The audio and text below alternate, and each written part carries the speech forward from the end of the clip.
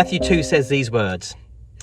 After Jesus was born in Bethlehem in Judea, during the time of King Herod, Magi from the east came to Jerusalem and asked, "Where is the one who has been born King of the Jews? We saw his star when it rose and have come to worship him." When King Herod heard this, he was disturbed, and all of Jerusalem with him.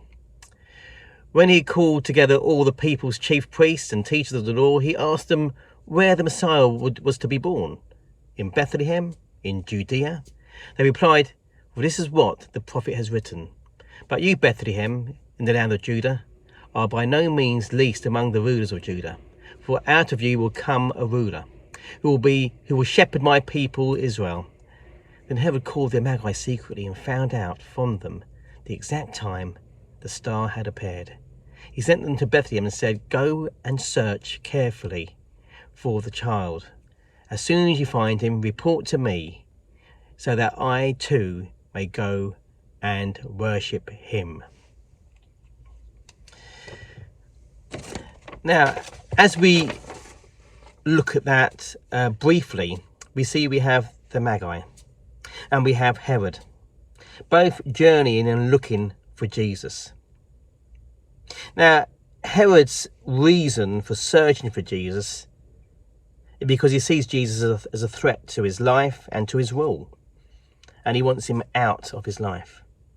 He wants to kill him. The Magi, however, are searching for Jesus because they see Jesus as someone who can change the world as we know it.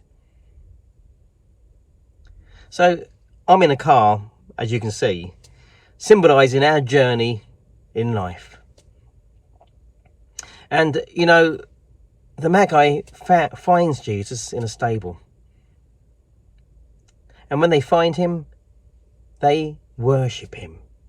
They lay gifts down to him and realising this little baby is going to change the world as we know it. That's why they worshipped him. That's why they were in awe of him. And that's why they were searching for him. Now, this month, as we journey towards Christmas, which for some of you may be a very lonely and difficult time. For others, a time of celebration and meeting with family. A time of looking forward to opening up those presents underneath that tree. But whatever we're going through this Christmas, let's look a bit deeper to see how this Jesus can make a difference in our lives. You see, the Magi saw Jesus as a person, a God, or a being which could make a difference in life itself. And he is that person.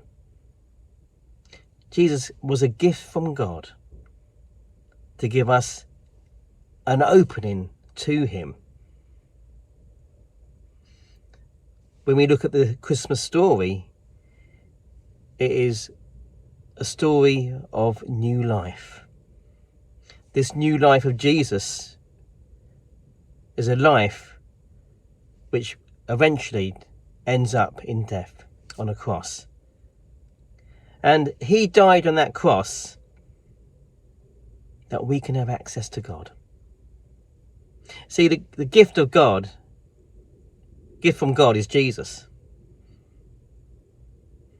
And in knowing Jesus, we can have a life which God has intended us to have. A life including God in our life. We have been made by God to know him. And Jesus says in the Bible, "I am the way, the truth, and the life. No one comes to God, the Father, except through me." And what does that mean? It means we get access to God. We can have a relationship with God. And we can have also an eternal life which only comes through God in heaven. And we can experience that now. Do not be lonely this Christmas. Do not be celebrating your Christmas day without realizing the true gift, which is Jesus for you, that we can have life to its fullness.